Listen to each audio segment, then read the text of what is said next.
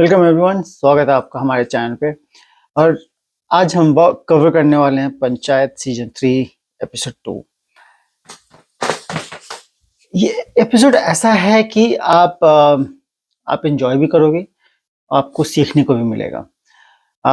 इस एपिसोड 2 के जरिए पंचायत में सीजन 3 में ये बताया गया कि आप अगर एक गलती करते हो और एक झूठ बोलते हो तो आपको एक झूठ छुपाने के लिए आपको और भी झूठ बोलना पड़ता है और वो और भी खराब होता जाता है। सो सबसे अच्छा है कि आप सच ही बोलें।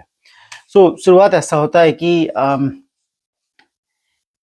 गांव में एक बंदा, एक फैमिली रहता है जिसके अपना एक पक्का घर है।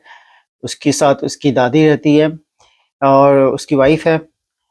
जब सचिव जी एक दिन अपने ऑफिस में बैठे रहते हैं तो उसकी दादी आती है ऑफिस में रोते हुए, बोलती है कि मेरे पोते ने मुझे घर से निकाल दिया है, मेरे पास रहने को कुछ घर नहीं है और मैं अब मेरे घर के पास में एक झोपड़ी सा है, मैं उसमें रहती हूँ। सो क्या आप मुझे प्रधानमंत्री आवास योजना के तहत मुझे एक घर बनवा दोगे क्या?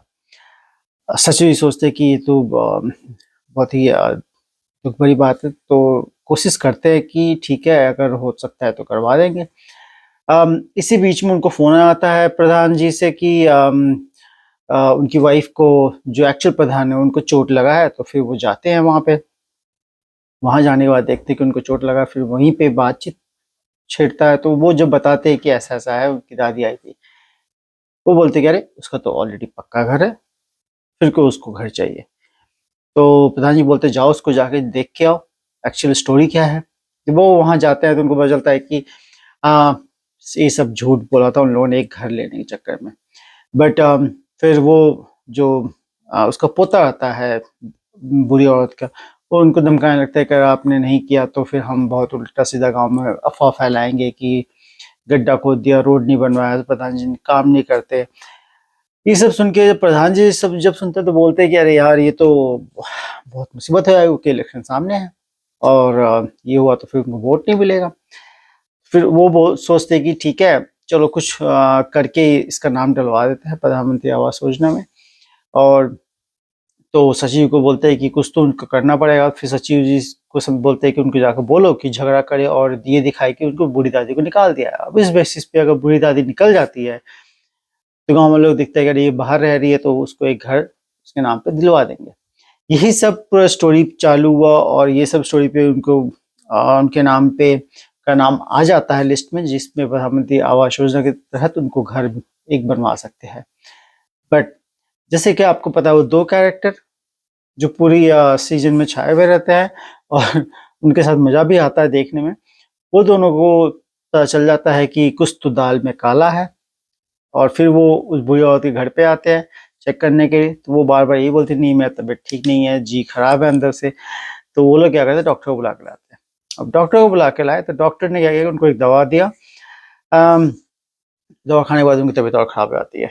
फिर वो लोग उसका पोता सचिव जी को फ़ोन करते हुए जाते हैं, हॉस्पिटल ले आते हैं, उसको हॉस्पिटलाइज़ कराते हैं, उनको सलाइन चढ़ता है, फिर वो वापस आती है। इस बीच में प्रहलाद जी बोलते हैं कि ये बहुत ही गलत है, आप एक झूठ बोलने के चक्कर में आप बहुत सारे झूठ छुपा रहे हो। बस यही बात उसकी दादी को समझाते हैं। ये सब समझाने के बाद दादी की आँख खुल जाती है, वो बोलती है कि बात सही है। और फिर वो बाद में बोलती है कि नहीं, अब मैं ये घर नहीं लूँगी, मैं अपने पोते के साथ ही रहूँगी। ये कह के स्टोरी तो यहाँ पे खत्म होता है, बट देखने में बहुत मज़ा आएगा। इसी बीच में आपको ज़रा थोड़ा बहुत लव स्टोरी भी आपको दिखेगी, रिंकी और सचिव जी की। बट इसमें पानी फिर जाता है क्योंकि वो लोग सोचते हैं कि पानी का जो टंकी है उस पे जाके चाय पिएँगे, बट पानी की टंकी पे ही पानी फिर जाता है। उसको बंद कर दिया जाता है, क्यों? क्योंकि प्रहलाद जी वहाँ पे ऊपर जाके सो जाते हैं दारू पी के। अम, आप हमारे साथ बने रहिए। एपिसोड 3 के लिए हम आपको ज़रूर बताएँगे क्या स्टोरी चल रही है। Thank you.